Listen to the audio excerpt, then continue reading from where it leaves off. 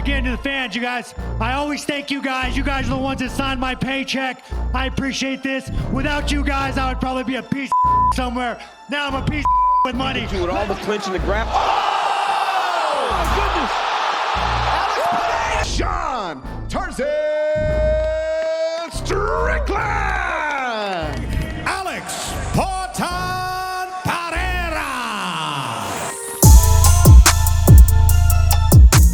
Sean Strickland versus Alex Pereira, the ultimate fight breakdown. Now, it's very rare for the UFC to have a perfect storyline lined up with an unranked fighter, but they have exactly that with Alex "Potin" Pereira, the man who has beaten middleweight champion Israel Adesanya twice in kickboxing.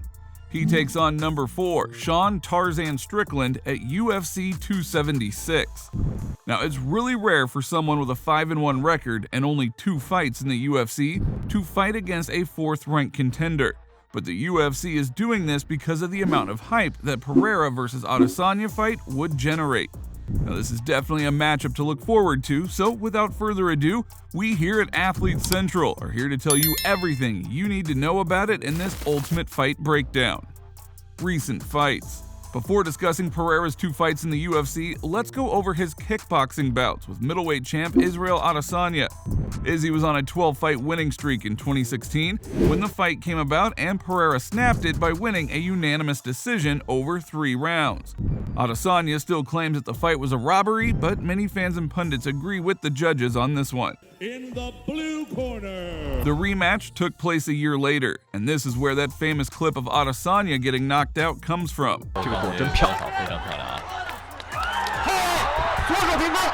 The fight was pretty back and forth until the knockout, but Pereira was definitely putting the pressure on leading up to the KO win. Now let's move on to his MMA career. Pereira lost his MMA debut via rear naked choke in 2015, but quickly bounced back with 2 knockouts in 2016 before taking a hiatus from the sport to focus on kickboxing. He returned in 2020, securing yet another knockout win in the LFA before signing with the UFC. Over and out! His UFC debut was against Greek middleweight Andreas Michailidis, and despite Potin's lack of experience in MMA, he was a huge -275 favorite. The first round was very difficult for Pereira, and the people who bet on the Brazilian must have been concerned with Andreas spending the majority of the round out grappling the kickboxer. When the bell rang for the second round, though, Andreas was exhausted, and Alex managed to land an incredible flying knee to close the show and win his debut spectacularly. The UFC did not do him any favors in the last bout, though, putting him up against Bruno Silva, a man who had won 17 of his last 18 fights. Silva is a knockout artist, though, and despite having a black belt, did not have any submissions to his name. Potin won the fight 30-27, but it wasn't an easy feat. He had to defend takedowns and attempt to get up. In the end, he managed to win the fight thanks to his relentless combinations and punching power. Moving on to Sean Strickland, let's start off with a not-so-fun fact. Strickland was a decent welterweight in the UFC with a record of 20-3 when he got into a motorcycle accident that almost ended his career. Strickland thought he might actually retire because of the incident, but soldiered on and is currently in the best form of his career. After returning to the UFC in 2020, now as a middleweight, Tarzan faced Jack Marshman in a fight that was extremely entertaining, mainly due to the amount of trash that Sean was talking during the actual fight. Fall down, Jack. Come on, Jack. Come on, Jack. Strickland wants to fight. Much like Kevin Holland or the Diaz brothers, Strickland dominated the Welshman and cruised to a unanimous decision victory. Amazingly, Strickland came back just 2 weeks later to face Brendan Allen on short notice. Allen was on the verge of becoming ranked, and a win here would do a lot for Strickland at 185.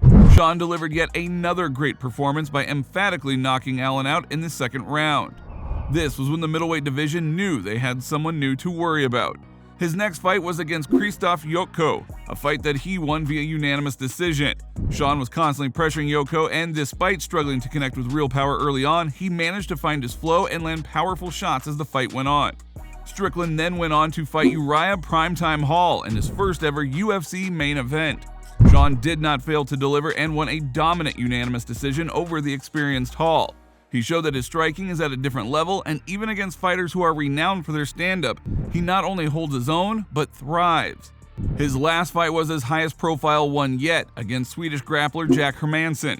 Sean dictated the course of the fight, using his jab to fight at the distance that he preferred, forcing Jack into takedown attempts that could only be considered as sloppy. Sean was the way more accurate fighter and landed the more impactful strikes, while defending all 8 of Hermansson's takedown attempts. Now, we still don't know how Judge Sal D'Amato scored this one for Hermansson, as he might have been smoking with Diaz brothers beforehand. Attributes. Despite Strickland being 31 and Pereira being 34, Tarzan is the way more experienced fighter, having 28 fights with 15 of those being in the UFC. Poten was an elite kickboxer with 40 fights but only has 6 MMA bouts. In terms of anthropometry, Pereira is the bigger man, standing at 6 feet 4 inches with a 79-inch reach, besting Strickland by 3 inches in both departments, as Sean is 6'2 with a 76-inch reach. Striking. We have to give some context for these statistics. Poten has only had 2 fights in the UFC, so the stats might not be an accurate indicator of his abilities. Strickland, on the other hand, has transformed into a phenomenal fighter at middleweight, but these stats also include his time at welterweight. That being said, let's head into the statistical analysis. Both fighters are strikers and their output is very similar. Sean lands 5.53 significant strikes per minute, a bit lower than Pereira's 5.86 per minute. In terms of accuracy, Pereira sits at 60%, a lot higher than Strickland's 40%, but at middleweight it's up at 48%. In terms of defense, Pereira has yet again been superior in his first 2 fights. He absorbs 3.05 significant strikes per minute, significantly lower than Strickland's 3.94. However, Tarzan does have the better defense percentage. He is at 65% compared to the 60% of Poten. Strickland often uses a shoulder roll to block punches and does not keep a very high guard. When it comes to power, it's safe to say we have seen that Pereira definitely has the upper hand. 4 of his 5 fights have ended via KO, and he also has over 20 knockouts in kickboxing. Strickland is not shy of a KO himself either, as 10 of his 25 wins have come in that fashion. Pereira definitely has the superior striking given his kickboxing background, but MMA striking is different. Since there is the threat of the takedown, Strickland may be able to outstrike Alex. Grappling.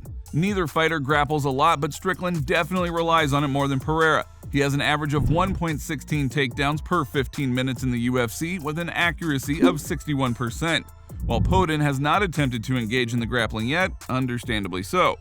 In terms of takedown defense, Pereira stands at 73% and Strickland is higher at 85%, although we doubt he'll have to use that defense in this fight. Submission-wise, Pereira again has not attempted a submission, and Strickland tries 0.3 subs per 15 minutes, having 4 victories in that manner, all by rear naked choke.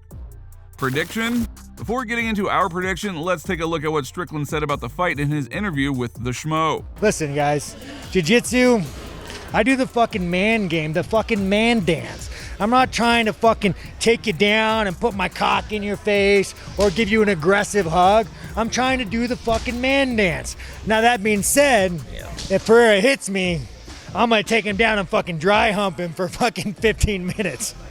That's right. That's You gotta do what you gotta do to get the hand raised. You gotta do, yes. This clip basically reinforces what we thought might happen in the fight. Strickland is a very proud man and has a lot of faith in his striking. So initially, it's likely that he'll try to engage with Pereira in the stand-up. If things don't go his way though, given the fact that he is experienced in MMA, he can lean on his grappling and try to take Pereira down. The question is whether that will work or not. Andreas had some success in his fight against Pereira in the first round, but was exhausted by the second. Silva was a striker like Strickland who tried to engage in the grappling but ultimately failed and lost all 3 rounds. Sean is definitely at a way higher level than both of those athletes, but it is evident that Pereira has worked a lot on his takedown defense in order to be able to implement his striking game more effectively. In the striking, we believe that Pereira will have a big advantage. He has the longer reach and is incredible with his kicks that can reach his opponent's head at lightning speed. Sean primarily uses his hands, and it's rare for him to throw kicks to maintain range, meaning that the fight will likely be contested at Pereira's range. Something that could change that is grappling success for Strickland early on. If Sean can land a few takedowns early on, Alex will be wary of his grappling and may be more concentrated on takedown defense rather than the actual stand-up. Now, that was not a problem for him in the previous fights, but Strickland is a significant step up in competition. The odds are currently pretty even, but Alex Pereira is valued at a small -120 favorite to win the fight, while Strickland is a small +100 underdog. The betting line has swung a lot for this fight though, as Strickland first opened as a -170 favorite. Then Pereira went from an underdog to an even bigger favorite at -185. So thank you guys so much for watching today's video. Who would you put your money on? Drop your fight predictions in the comments below and make sure to like and subscribe to never miss an Athlete Central video. Until next time.